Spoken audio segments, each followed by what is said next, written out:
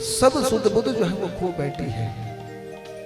परंतु सुखदेव जी महाराज कहते हैं कि इस वेणु के विषय में यदि बात की जाए, यदि बांसुरी के विषय में बात की जाए तो साधारण ये बांसुरी नहीं है। भगवान ने इस बांसुरी को जो है वो अपने होठों के ऊपर जो है वो स्थान दिया है। कितनी बड़ी महिमा जो है वो इस बांसुरी की बताई है कि ऐसे ही कोई जो है वो बांसुरी नहीं बन जाता। बहुत सारे कष्ट जो है वो मनुष्यों को जो है वो उठाने पड़ते हैं, तब जाकर के जो है वो भगवान के इतनी प्रिय भगवान को बांसुरी क्यों है, भगवान को वो बांसुरी इतनी क्यों प्रिय है कि वो सदैव जो है उनके होठों से जो है वो लगी हुई रहती है। तो सुखदेव जी महाराज ने कहा कि ये मुख्य कारण इसके क्या है कि ये सदैव जो है वो कन्हैया के होठों से लगी रहती है और वो कन्हैया जो है वो इसकी सेवा करते रहते हैं। और इधर गोपियां जो है वो ईर्ष्या का भाव लेकर के बैठी रहती है कि ये तो हमारी सौतन हो गई है। तो बताया कि कोई बांस की लकड़ी पहले तो उसे छोटी उम्र में जो है वो काटा जाता है और काटे जाने के बाद फिर ऐसे नोकीले पदार्थ से, ज्वलनशील पदार्थ से जो है उसको अंदर से कुरेदा जाता है। कुरेदने के बाद जब उसमें छेद किए जाते हैं तो उस छेद को विदीर्ण करते हुए उस बांस की लकड़ी में जो है वो कितना दर्द हुआ होता। उसके बाद जो है वो शब्द करने के लिए जो है वो बांसुरी बनी है। मानो यहाँ पर कथा से संदेश दिया कि वास्तव में बांसुरी कोई ऐसे ही नहीं बन जाता, या भगवान का भक्त, कोई अनन्य भक्त जो है वो ऐसे ही नहीं बन जाया करता। उसने अपने जीवन में जो है वो उस बांसुरी की तरह जो है वो अनेक कष्ट भोगे होंगे, तब जाकर के जो वो भगवान का अनन्य जो है वो प्रेमी बनता है मनुष्य। उस बांसुरी की तरह जो केवल और केवल परमपिता परमात्मा जिस बंसी को जो है वो अपने होठों से लगा करके रखते हैं, ऐसी ये वेणु वादन की लीला हुई। ये गोपियां जो है वो मन में विचार करती है कि जैसा मनोरथ इस बंसी का पूरा करते हैं वो कन्हैया क्या हमारा भी जो है वो मनोरथ पूर्ण करेंगे। सुखदेव जी महाराज कहते हैं कि हेमंत मास में जो है वो इन सब गोपियों ने कन्हैया को प्राप्त करने के लिए जो है वो तपस्या की है। और तपस्या करने से पहले क्या किया है, ये प्रातः काल के समय में जो है वो निर्वस्त्र स्नान किया करती थी सरोवर में जाकर के। तो कन्हैया ने यहाँ पर चीर हरण जो है वो लीला की है। और चीर हरण लीला कन्हैया ने जो है वो 8 वर्ष की आयु में की है, जिस समय उस कन्हैया को इस बात का भी पता नहीं था कि स्त्री और पुरुष में भेद भी नहीं पता था। और मानो सदैव परमात्मा जो है वो मनुष्यों के चीर हरण की लीला का जो है वो अध्यात्म दृष्टि क्या है कि वो परमात्मा जो है जीव के संताप को जो है वो हर लेता है। चीर का क्या तात्पर्य है कि जो परमात्मा के ऊपर जो मैल रूपी चादर पड़ी हुई होती है, यदि कोई जीवन में भगवान के भजन को धारण करे तो परमात्मा जो है उसका कल्याण अवश्य किया करते हैं। और उस चीर को जो है वो चुरा ले जाया करते हैं, उस माया रूपी चीर को जो है वो चुरा लिया करते हैं। यहाँ पर कन्हैया ने इस लीला से जो है वो ज्ञान करवाया उनको कि देखो सरोवर में जाकर के जो है वो आप निर्वस्त्र स्नान कर रही हो, ये अच्छी बात नहीं है। तो यहाँ पर गोपियों ने जो है वो क्षमा मांगी है और क्षमा मांगने के बाद कन्हैया ने उनके मनोरथ पूर्ण करने के लिए बताया कि मैं कालांतर में जो है तुम्हारे मनोरथ पूर्ण करूंगा। और शरद पूर्णिमा की रात्रि को जब मैं वेणु का वादन करूंगा, बंसी का वादन करूंगा, तो मैं आपके साथ जो है रास करूंगा, ऐसा आशीर्वाद दिया है। और अब ये गोपियां जो है वो सब अब अपनी तपस्या में लगी रहती है और इधर कन्हैया जो है वो उस वृंदावन धाम में जो है वो बढ़ रहे हैं और लीला बहुत सारी कर रहे हैं। एक दिन प्रातः काल में माता ने क्या किया, माता जो है प्रातः काल में उठ करके स्नान करने के बाद अनेक शुद्ध वस्त्रों को गोपियों को भी प्रदान किए और सुंदर भी स्वयं जो है अच्छे अच्छे वस्त्रों को धारण किया और कहा कि देखो भोजन जो है वो बड़ा स्वच्छ बनना चाहिए। क्यों? क्योंकि आज हमें भोग लगाना है। तो आज कन्हैया उठते ही जो है वो सीधे मैया के पास पहुंच गए कि मैया मुझे कुछ भूख लगी है, कुछ खाने को दे दो। तो यशोदा मैया ने कह दिया कि देखो अभी तुम्हें खाने के लिए जो है वो कुछ नहीं मिलेगा, क्योंकि जब तक जय जय के लिए भोग नहीं लग जाएगा तब तक तुम्हें कुछ नहीं मिलेगा। सुखदेव जी महाराज कहते हैं कि यहाँ पर ये वृंदावन के जितने भी गोप ग्वाल थे ये प्रतिवर्ष जो है वो इंद्र की पूजा किया करते थे, इसी कामना से कि हमारे इस जंगल में जो है बहुत सारा घास हुआ करता है। क्यों? क्योंकि जब इंद्र अपनी कृपा करता है तो बारिश भी जो है वो हो जाया करती है समय समय पे, इसलिए ये हर वर्ष जो है वो पूजा किया करते हैं। सुखदेव जी महाराज कहते हैं कि जैसे ही कन्हैया ने इस बात को देखा तो आज अपने पिता नंद बाबा के पास पहुंच गए हैं कि पिताजी देखो बारिश करना कोई इंद्र का काम नहीं है। जब जब इस धरती के ऊपर जो है वो यज्ञ हुआ करते हैं तो यज्ञ के प्रभाव से जो है वो वर्षा हुआ करती है, और इसमें भी हमारे कर्म जो है वो सबसे पहले देखे जाते हैं। कर्मणा जायते जंतुः कर्मणैव विलीयते सुखम दुखम भयम क्षेमम कर्मणैव विपद्यते। यहाँ पर नंद बाबा को समझाया कि देखो पिताजी आप ये जो भोग लगाने की तैयारी कर रहे हो ना, उसे इंद्र को जो है वो उससे कुछ नहीं मिलने वाला है। केवल और केवल यदि आप मेरे वाले भगवान की पूजा करेंगे तो क्या होगा, वो आपके सब मनोरथों को जो है वो पूर्ण करेगा। आज नंद बाबा को जो है वो छोटी छोटी बातें समझाई है नंद बाबा ने। नंद बाबा ने भी विचार किया कि कन्हैया कुछ अच्छी बात कह रहा है, तो कह दिया कि मैं भी वही करूंगा कन्हैया जो तुम्हारी जानने की इच्छा है। कन्हैया ने कह दिया कि देखो हमारे कर्मों के कारण ही जो है वो हम जन्म लेते हैं पिताजी। कर्मणा जायते जंतु कर्मणैव हि विपद्यते, और कर्म से ही हम पतित होते हैं। सुख दुख जो भी हमें जीवन में मिलता है वो केवल और केवल कर्म के कारण मिलता है। आप कह रहे हो कि वो इंद्र बारिश करेगा, नहीं ऐसा नहीं है। अरे ये प्रकृति जब खुश होती है तो बारिश होती है, जब यज्ञ भूमि पर होते हैं तब जो है वो बारिश हुआ करती है। इसलिए आप यदि पूजा करना चाहते हो तो उन पर्वत की करो, गिरिराज महाराज की पूजा करो। उस पर्वत के पूजा यदि करोगे जो आपके गायों को पूरे वर्ष जो है वो घास प्रदान करके रखते हैं, उनकी पूजा करनी चाहिए आपको। तो आज नंद बाबा ने जो है कन्हैया की बात को सुन लिया। समस्त गोप ग्वाले जो है वो आज इंद्र की पूजा को छोड़ करके गिरिराज महाराज की पूजा करने के लिए आए हैं। और आज वृंदावन से सब चले और गिरिराज पर्वत की जो है वो पूजा की है। आज नंद बाबा ने कहा कन्हैया तेरा भगवान क्या दर्शन भी देगा? तो कन्हैया ने कहा कि पिताजी जब आप इंद्र को भोग लगाते थे तो क्या इंद्र दर्शन देता था? परंतु आज कन्हैया ने निवेदन किया कि पिताजी मेरा भगवान जो है वो आपको जरूर जो है वो दर्शन देगा। और आज सब जो है वो विधिवत पूजा करने लगे हैं। जैसे ही पूजा आरंभ हुई तो वहां पर गिरिराज भगवान का जो है प्राकट्य हुआ है। बोलो गिरिराज भगवान की।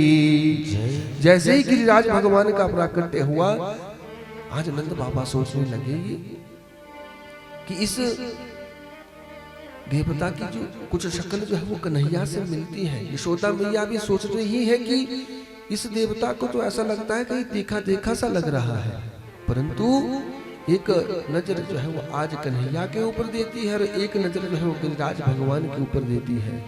परंतु कन्हैया ने ऐसी माया फेरी कि आज गिरिराज भगवान की पूजा में जो है वो सब सम्मिलित हो गए। पूजा की गई है अनन्य भाव से, और यहाँ पर गिरिराज महाराज जो है भोग लगा रहे हैं। भोग लगाते लगाते ऐसा समय आ गया कि मानो आज वो सारा भोग जो है वो स्वयं ग्रहण कर रहे हैं गिरिराज जी महाराज। कन्हैया से सबने निवेदन किया कि अरे सारा दिन से जो है वो पहले भोग बनाया और भोग बनाने के बाद फिर अभी तक जो है वो पूजा अर्चना कर रहे थे। अरे हमने तो भगवान का भोग भी नहीं खाया है। अरे कन्हैया तेरा ये भगवान जो है वो सारा भोग खा जाएगा क्या? तो आज गिरिराज भगवान ने कुछ भोग जो है वो शेष बचाया है और उस भोग को स्वीकार किया है उन गिरिराज वासियों ने। आज उस वृंदावन के वासियों ने, गोप ग्वालों ने, और आज गिरिराज भगवान की पूजा करने के बाद ये सब वापस जो है वो वृंदावन में गए हैं। इंद्र को इस बात का पता चला कि इस बार प्रतिवर्ष की भांति जो है वो मेरी पूजा नहीं हुई है। जब पता चला तो आज सांवर्तक नाम के मेघों को जो है वो आज्ञा दीजिए कि जाओ और उस ब्रज मंडल को जो है वो जल के साथ बहा दो। सांवर्तक नाम के मेघ भी आए और जोर जोर से जो है वो बरसना जो है आरंभ कर दिए। 7 रात्रि पर्यंत 7 दिन पर्यंत जो है वो लगातार बारिश रही, परंतु जैसे ये बारिश होनी शुरू हुई तो सब गोप ग्वाल जो थे वो कन्हैया के पास आ गए। सबने कह दिया कि कन्हैया तूने गिरिराज भगवान की पूजा करवाई थी ना, देख वो इंद्र जो है वो हमसे सब रुष्ट हो गए हैं और उसने जरूर उन मेघों को जो है वो आज्ञा देती है कि जाओ और समूल विनाश कर दो उस वृंदावन का। तो कन्हैया ने जो है यहाँ पर एक बड़ी सुंदर बात की है। सुखदेव जी महाराज कहते हैं कि यहाँ पर कन्हैया ने जो है वो सीधी बात कह दी कि तो तुम मेरे पास क्यों आए हो? यदि सांवर्तक नाम के मेघ बरस रहे हैं, तुम्हारे ऊपर कष्ट आए हैं, तो तुम अपने कष्ट को जो है वो खुद सुलझाओ, मेरे पास क्यों आए हो? तो नंद बाबा ने कहा कि कन्हैया तूने ही जो है वो हमारे से पूजा करवाई थी, परंतु यहाँ पर निवेदन किया कन्हैया ने कि तुम एक काम करो, जिसकी तुमने पूजा की तुम उसके पास जाओ ना अपना दुख को लेकर के, मेरे पास क्यों आए हो? मानो यहाँ पर संदेश दिया कन्हैया ने कथा से कि जब भी हमारे ऊपर कोई कष्ट आए, कोई दुख आए, तो हमें संसार के लोगों के पास ना जाकर के जो है भगवान की शरण में जाना चाहिए। केवल और केवल वही हमारे दुख का जो है वो नाश कर सकते हैं। और हम आप क्या करते हैं कि यदि कोई थोड़ा सा भी दुख आए तो या तो गांव वालों को इकट्ठा कर देते हैं या परिवार वालों को इकट्ठा कर देंगे, परंतु बताया है कि दुख को दूर करने वाले केवल और केवल परमात्मा। कन्हैया ने कह दिया कि जाओ उन्हीं के पास जाओ, गिरिराज भगवान के पास जिनकी आपने पूजा की है। आज सब लोग जो है वो गिरिराज भगवान के पास पहुंचे, कन्हैया भी गए हैं साथ साथ में। सबने सोचा अब क्या किया जाए, सबने प्रार्थना की है गिरिराज भगवान से। तो आज कन्हैया ने क्या किया है कि अपने बाएं हाथ को जो है वो उठाया है और बाएं हाथ की कनिष्ठिका उंगली में उस गिरिराज भगवान को जो है धारण किया है। 7 दिन तक और 7 रात्रि पर्यंत जो है वो कन्हैया ने उस गिरिराज पर्वत को जो है वो धारण करके रखा। सब गोप ग्वाले जो है वो हैरान हो गए। तब कन्हैया ने कहा कि ये कृपा जो है वो मुझे गिरिराज भगवान ने जो है प्रदान की है। उन्होंने कहा कि देखो इसी प्रकार से जो है रक्षा हो सकती है, परंतु वो तब हुई जब तुमने उनके पास जो है पुकार रखी। सुखदेव जी महाराज कहते हैं कि उस गिरिराज पर्वत के नीचे जो है वो सब इकट्ठे हुए हैं और जब ये लीला इंद्र को पता चली तो इंद्र जो है वो एक कामधेनु नाम की गौ को लेकर के जो है वो क्षमा मांगने आया है भगवान से, और भगवान ने आज उस इंद्र को जो है वो क्षमा कर दी है। बेशक इंद्र ने जो है वो गलत काम किया था, परंतु आज क्षमा की है। और क्षमा किस बात को लेकर के की है कि तूने मेरे भक्तों को जो है वो इकट्ठा करवाया है, मेरे समक्ष उनको रखा है 7 दिन तक। क्यों? क्योंकि जीव जब बाहर होता है ना संसार में, वैसे तो उसको ध्यान होता तो जरूर है कि परमात्मा है, परंतु जब बाहर जो है वो कई प्रकार के बरसात और बारिश हो रहा हो और परमात्मा स्वयं जो है वो गिरिराज पर्वत को धारण करके खड़े हुए हों, तो उस समय भक्त और भगवान का जो है वो एक ही कृत्य होता है। तो उस समय भगवान जो है प्रसन्न होते हैं कि उस समय इन सब गोप ग्वालों का जो है वो केवल और केवल ध्यान जो है वो मेरे ऊपर बना हुआ था। मानो इंद्र को इसलिए क्षमा कर दिया है कि तूने भक्त और भगवान का जो है मिलन करवाया है। इंद्र ने कामधेनु गौ प्रदान की है भगवान उन गिरिराज भगवान को, और इंद्र जो है वो चला गया है। और यहाँ पर एक ऐसी लीला हुई कि उस गिरिराज भगवान का जो है वो दर्शन एक गोपी ने जो है वो किया ही नहीं है। एक नवविवाहिता गोपी वहां पर ऐसी थी, उसने आज दर्शन ही नहीं किया है कन्हैया का, उस कन्हैया के उस स्वरूप का। क्यों? क्योंकि उसकी सास ने जो है उसको समझाया था कि देखो बहू, हमारे गांव में जो है वो एक ऐसा लड़का है, यदि कोई गोपी उसको देख लेती है तो सदा सर्वदा के लिए जो है वो उसकी हो जाती है। इसलिए मैं तुम्हें इस बात को बता दूं, आपने उसका दर्शन मत करना। और उस गोपी ने दर्शन भी नहीं किया था कन्हैया का। और आज जब ये इकट्ठी भी हुई, 7 दिन तक इकट्ठी भी हुई, तब तक भी जो है वो कन्हैया का दर्शन नहीं किया।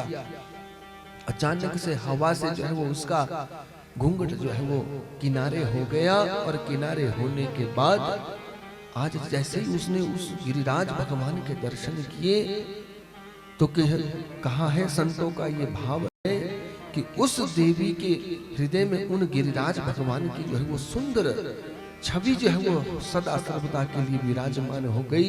और जब कलयुग में वो देवी पैदा हुई तो वो मीरा नाम की जो है वो केवल और केवल एक ही बात वो गोपी कहती रहती थी कि मेरे तो गिरधर गोपाल दूसरो न कोई।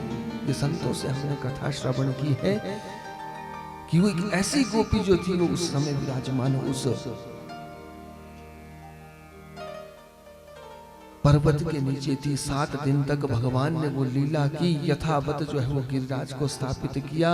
गिरिराज को स्थापित करने के बाद सब जो है वो अब अपना कार्य करने लगे हैं। अब परमात्मा आगे जो है वो बहुत सारी लीलाएं करते हैं।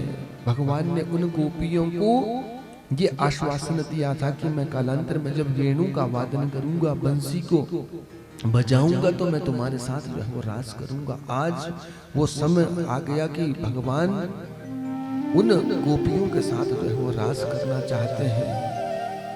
कहने का तात्पर्य क्या है? रासो वही सह रास है। रास स्वयं जो है वो केवल और केवल परमात्मा का स्वरूप है। और ये गोपियां कोई और नहीं है, ये दंडकारण्य के जो है वो ऋषि है, जिन्होंने त्रेता युग में केवल और केवल परमात्मा से ये प्रार्थना की थी। क्योंकि जब भगवान राम इस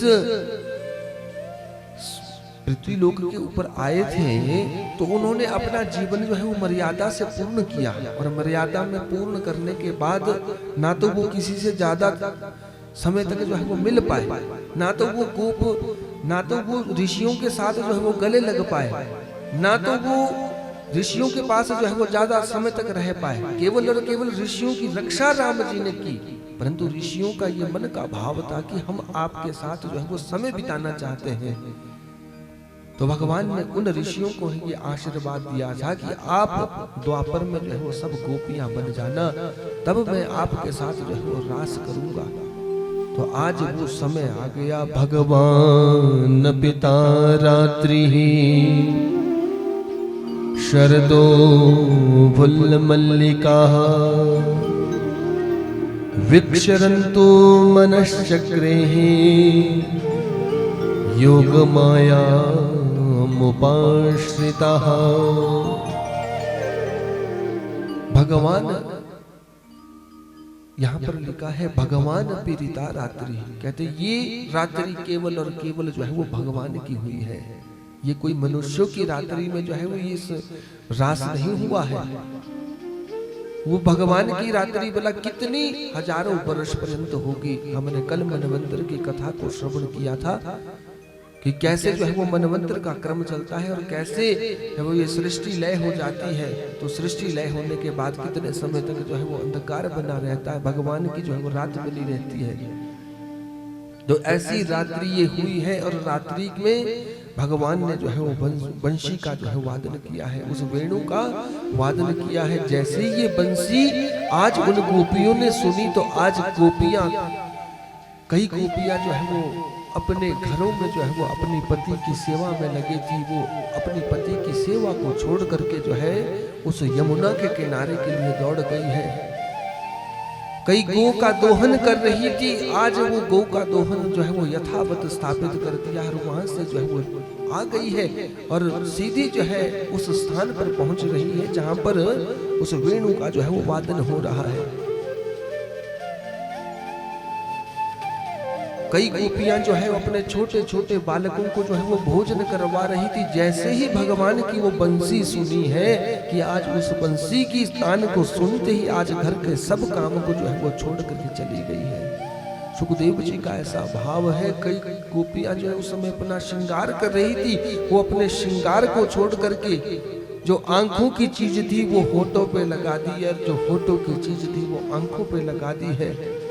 मानो ऐसा स्वरूप जो है वो अपना बना करके केवल और केवल भगवान के दर्शन की लालसा में ये आज सब गोपियां जो है वो दौड़ी दौड़ी चली आई है। जैसे ही दौड़ी दौड़ी ये उस यमुना के घाट में आई तो भगवान ने जो है वो रात्रि में कहा कि अरे देवियों, तुम्हारे आने का यहाँ क्या कारण है, किस कारण से तुम यहाँ पर आई हो। तो उन गोपियों ने निवेदन किया कि अरे कन्हैया, तुम तो बड़े निष्ठुर हो, तुमने ही तो पूर्व समय में हमें संकल्प दिया था कि मैं तो तुम्हारे साथ रास करूंगा, और आज जब तुमने वो बंसी बजाई तो हम अपने सब कुछ छोड़ करके जो है वो तुम्हारे पास चली आई, और आज तुम कह रहे हो कि यहाँ पर क्यों तुम्हारा आना हुआ है।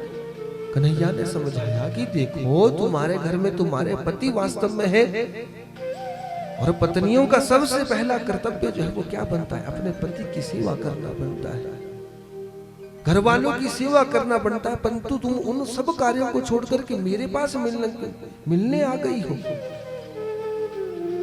आज गोपियों ने जो है वो उत्तर देते हुए कहा है कि कन्हैया, वास्तव में पति तो केवल और केवल आप हो। ये तो जगत, आप तो जगत के पति हो, ये तो संसार के पति है। संसार के पति वो सुख नहीं दे सकते हैं, जो सुख जो है वो आपके चरणों में है। यहाँ पे एक दृष्टांत दिया उन गोपियों ने कि कन्हैया, आप ये बताओ, यदि किसी देवी का पति जो है वो किसी बाहर देश में जो है वो काम करने के लिए चला जाए, और काम करने के बाद वो बता जाए उस अपनी पत्नी को कि मैं 1 साल तक के बाद जो है वो आऊंगा, और उस देवी ने जो ये नियम लिया है कि मैं नित्य प्रति जो है वो अपनी पति की पूजा किया करूंगी। अब वो फोटो में ही जो है वो अपने पति की पूजा 1 वर्ष तक करती है, और ये क्रम चलते हुए जो है वो 1 वर्ष पूरा हो गया। और 1 वर्ष के बाद आज वो देवी जैसे ही अपने पति की पूजा कर रही थी तो उसी समय उसका पति जो है वो दरवाजे के बाहर आ गया। आज ये गोपियां कह रही है कि कन्हैया, उस देवी को उस समय क्या कार्य करना चाहिए, आप ये बताओ, उसको फोटो की पूजा करनी चाहिए या जो साक्षात उसका पति दरवाजे के बाहर है उसकी पूजा करनी चाहिए। तो महाराज यहाँ पर निवेदन किया है कन्हैया ने कि अरे गोपियों, स्वाभाविक सी बात है कि उस समय जाकर के जो है वो अपने साक्षात पति के दर्शन जो है उस देवी को करने चाहिए। तो यही बात जो है वो कह रही है गोपियां, कहते हैं आज हम भी वैसे ही उस जगत के पति के जो है वो दर्शन करने आई है, और ये दर्शन करने की लालसा हमारे हृदय में तब जागृत हुई जब तुमने बंसी का जो है वो वादन किया है। वास्तव में ये गोपियां जो है वो क्या पीना चाहती है, उस कृष्ण रस को जो है वो पीना चाहती है, उनकी भक्ति को जो है वो धारण करना चाहती है। गोपी का अर्थ भी यही शास्त्रकारों ने किया है, गोभी इंद्रिय कृष्णम रसनम पीबती सह गोपी। वही गोपी है जो कृष्ण रस की जो है वो लालसा रखती है। आज सब गोपियां जो है वो कन्हैया के पास जब आई तो कन्हैया ने जो है वो उनके साथ रास करना जो है वो आरंभ कर दिया है। एक गोपी के पास जो है वो कन्हैया बने हुए हैं, और इनके साथ जो है वो एक ही कृत्य में जो है वो नृत्य कर रहे हैं। सब गोपियों को जो है वो इस बात का अहंकार हो गया कि देखो, हम तो इस कन्हैया को जो है वो अपने साथ जो है वो इस समय क्या कर रही है, अपने साथ जो है वो नचा रही है। और जैसे ही ये बात हुई तो कन्हैया यहाँ पर क्या हुआ, कन्हैया जो है यहाँ से लोप हो गए हैं। कन्हैया यहाँ से जैसे ही लोप हुए तो कन्हैया की याद में जो है वो इन गोपियों ने जो है वो एक विरह गीत गाया है, जिसे गोपी गीत जो है वो भागवत में कहा गया है। गोपी गीत का नाम जो गोपी गीत, इस रास पंचाध्यायी में जो है वो 5 अध्याय हैं भागवत में, और ये 5 अध्याय जो है वो भगवान के प्राण हैं। और जो दशम स्कंद है वो भगवान का हृदय है, परंतु जो इसमें ये 5 अध्याय रास पंचाध्यायी के हैं ये प्राण हैं। गोपियों ने कृष्ण के याद में जो है वो एक गीत गाया है जिसे गोपी गीत कहा गया है। परंतु यहाँ पर परमात्मा जो है वो संदेश देते हैं कि जब जब मनुष्य को जो है ये अहंकार हो जाता है कि अब मैं ही सब कुछ हूँ और परमात्मा जो है वो मेरे ऊपर ही जो है वो कृपा किया करते हैं, तो परमात्मा जो है उस गोपी के पास से भी जो है उस समय वहां से लोप हो गए हैं। तो उसी की याद में जो है इन गोपियों ने जो है वो गोपी गीत गाया है। सुखदेव जी महाराज कहते हैं कि एक कोई विशेष गोपी जो है वो कन्हैया के साथ गई है जिसको अहंकार नहीं हुआ था, और संतों ने कहा है कि वो विशेष गोपी कोई और नहीं थी, वो हमारी राधिका रानी थी जो परमात्मा के साथ आगे बढ़ी है। और गोपियों को जिनको अहंकार हुआ था वो जो है वो आज बैठ करके वहां पर उस दिव्य गीत को गा रही है। और वो गोपियां क्या कहती है? जयति तेधिकं जन्मना ब्रज शयत इंदिरा शश्वतत्रहि जयति तेधिकं जन्मना ब्रज शयत इंदिरा शश्वतत्रहि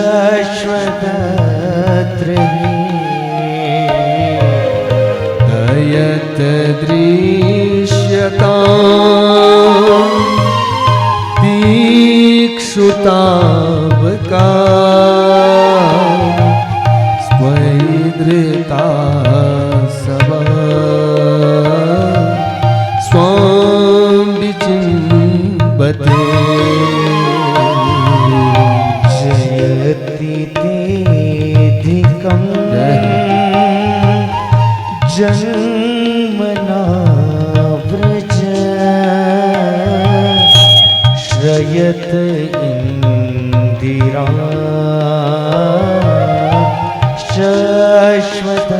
शश्वतत्रहि जयति तेधिकं जन्मना व्रज श्रयत इंदिरा शश्वतत्रहि।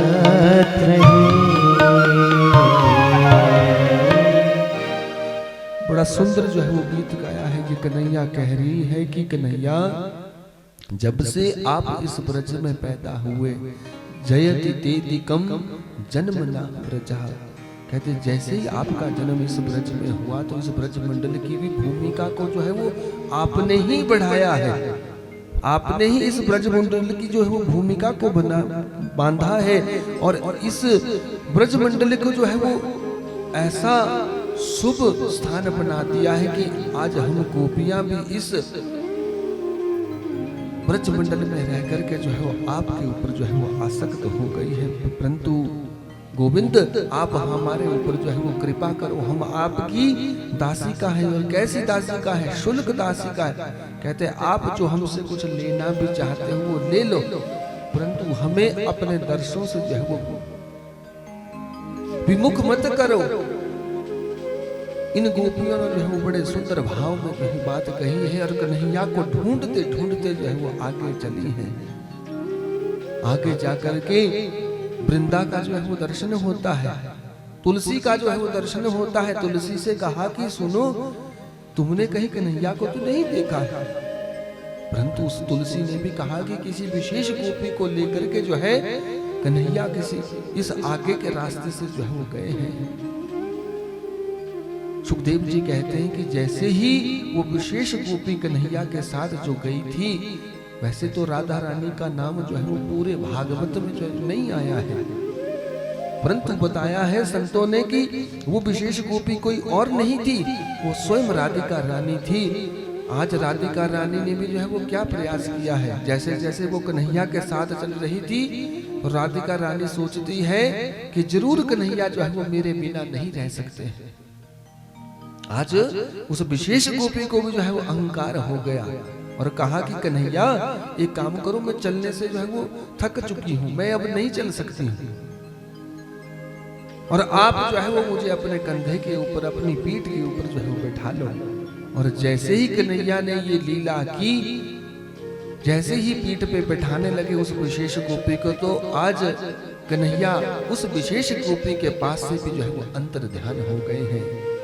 सुखदेव जी कहते हैं परीक्षित, आज उस विशेष गोपी को भी जो है अहंकार हो गया है, और जहां पर अहंकार होता है वहां परमात्मा लेश मात्र भी जो है वो नहीं रहा करते हैं। जैसे ही वो गोपियां ढूंढती ढूंढती जो है वो आज उस विशेष गोपी के पास पहुंची, तो कहा कि कन्हैया कहाँ चले गए।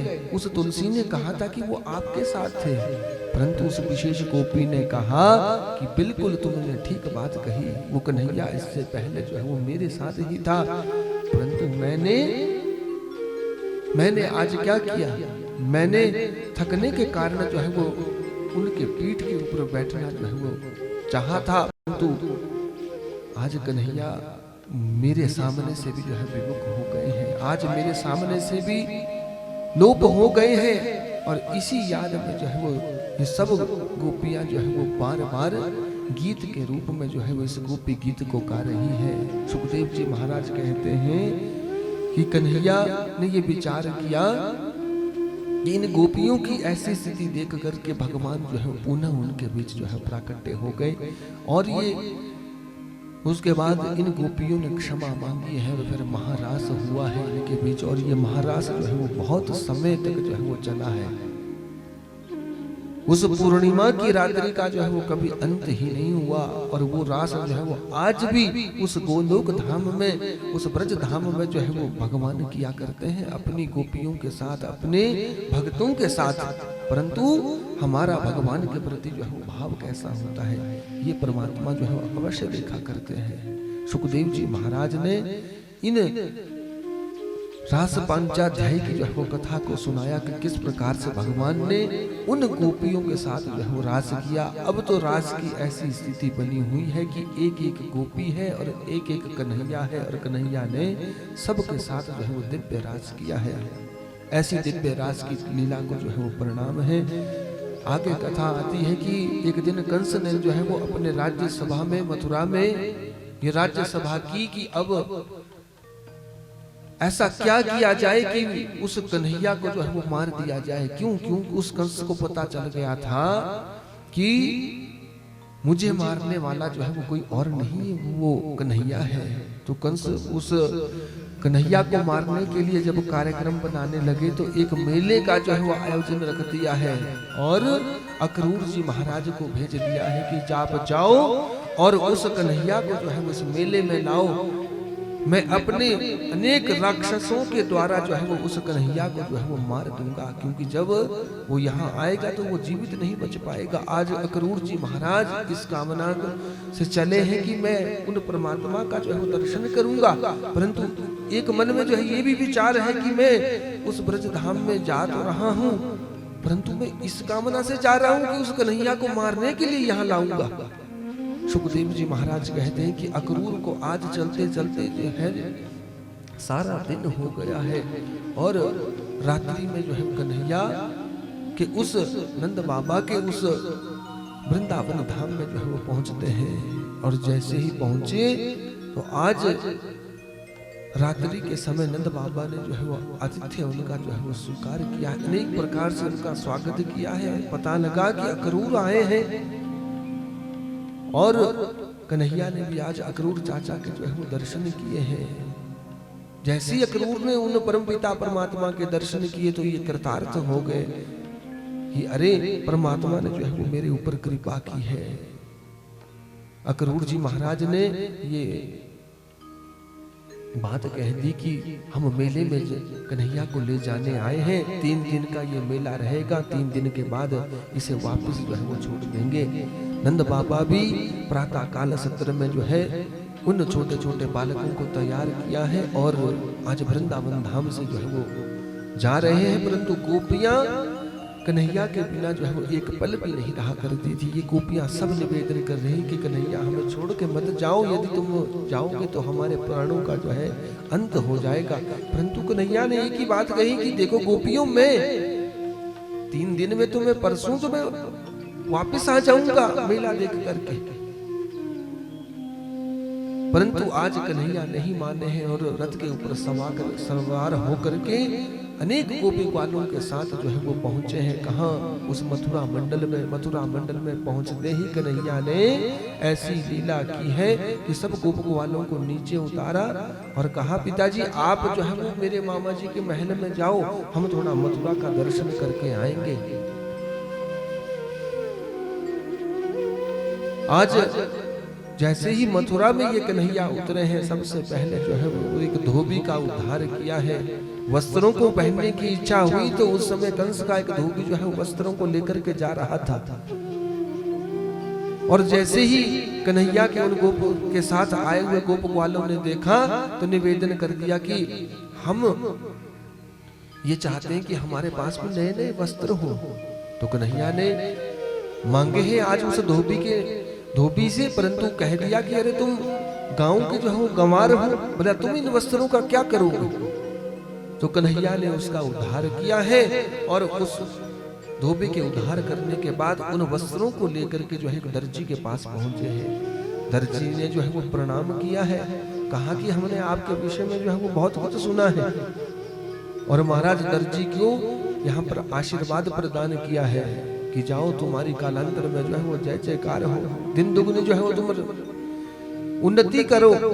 यदि आप विचार करें तो वर्तमान समय में इतने का वस्त्र नहीं होता जितने की सिलाई होती है। बोलो सच्चिदानंद भगवान की। मानो दर्जियों के ऊपर जो है विशेष कृपा की है कन्हैया ने और आज उन वस्त्रों को जो है वो छोटे करके कन्हैया और सब गोप ग्वाल जो है प्रसन्न होकर के आगे कुब्जा नाम की एक दासी मिली है, वो कंस को जो है वो चंदन घिस के ले जाया करती थी। भगवान ने आज उसे संबोधन किया है सुंदरी कह करके। कन्हैया ने उस कुब्जा से वो चंदन भी ग्रहण किया है और उसके कूप को भी जो है वो सीधा किया है। आगे जाकर मथुरा मंडल में जैसे ही वो कंस के महल में गए तो वहां पर रखा हुआ धनुष जो था वो तोड़ दिया है। जैसे ही उस धनुष को तोड़ने की आवाज आई, कंस भयभीत हो गया कि ये किसने किया। आज जब ये देखा तो हैरान हो गया कि ये किसी और ने नहीं कंस ने किया, इस कन्हैया ने जो है वो किया है। रात्रि में विश्राम किया और अगले दिन जो है वो मेले का कार्यक्रम बना था। कुबल्या पीड़ हाथी को जो है वो मदिरा का पान करवाया गया था कि तू जाकर के जो है वो उन छोटे छोटे बालकों को जो है वो देहावसान कर दे। परंतु भगवान ने उस मदमस्त हाथी का जो है प्राणंत किया है, चारण और मुष्टिक का उद्धार किया है।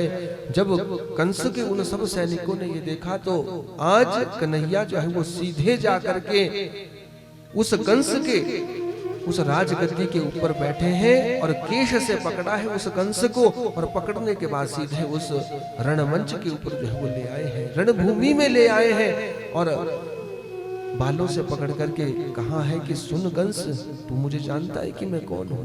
मैं वही हूँ जो तेरा 8वां काल था। मेरी माँ को भी तुमने ऐसे ही पकड़ा था जिस समय उसका नया विवाह हुआ था। आज मैं तेरे प्राण का जो है वो अंत कर दूंगा। और यहाँ पर उन कन्हैया ने उस कंस का जो है वो प्राणंत किया है। बोलो सच्चिदानंद भगवान की, कंस मर्दन भगवान की। उस मेले में बैठे हुए बहुत सारे मथुरा के जो है वो लोग उस बात को देख रहे हैं कि अरे क्या ये बात सच है कि उस कंस को जो है वो मार दिया गया है। कहा है कि जितने ऋषि लोग थे वो ये सोच रहे हैं कि ये तो भगवान योगेश्वर है और जितनी गोपियां थी उनके अंदर जो है वो हृदय से इस भाव को जागृत हुआ है कि अरे ये तो समस्त कामनाओं को पूर्ण करने वाले हैं, मानो कामदेव के ही अवतार लग रहे हो।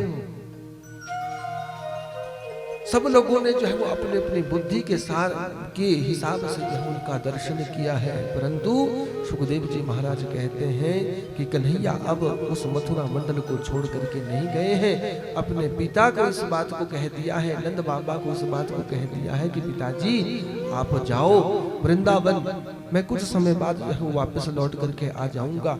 नंद बाबा को भी इस बात का पता चला है कि कन्हैया के वास्तविक माता पिता जो है वो वसुदेव और देवकी है। आज कारागार से जो है वसुदेव देवकी को निकाला है, उग्रसेन महाराज को जो है वो कारागार से निकाला है, उग्रसेन को जो है यथावत राज्य सौंपा है, और भगवान अब अपने माता पिता की सेवा कर रहे हैं उस मथुरा मंडल में रह करके। और मथुरा मंडल में सेवा करने के बाद भगवान के यहाँ पर बहुत सारे संस्कार करवाए हैं। संस्कार करने के बाद विद्याधन के लिए जो है गोकुल भेजा, संदीपनी मुनि के आश्रम जो है उज्जैन भेजा गया है, और इन्होंने थोड़े ही समय में जो है अनेक प्रकार की विद्याओं को ग्रहण किया है। ऐसी ये भागवत की जो है वो दिव्य कथाएं हैं कि भगवान जो है वो अपने भक्तों के ऊपर जो है वो अनन्य भाव से जो है वो कृपा किया करते हैं। जैसे उन्हें गोपियों के मनोरथों को पूर्ण किया, उसके बाद मथुरा वासियों के मनोरथों को जो है वो पूर्ण किया है परमपिता परमात्मा ने।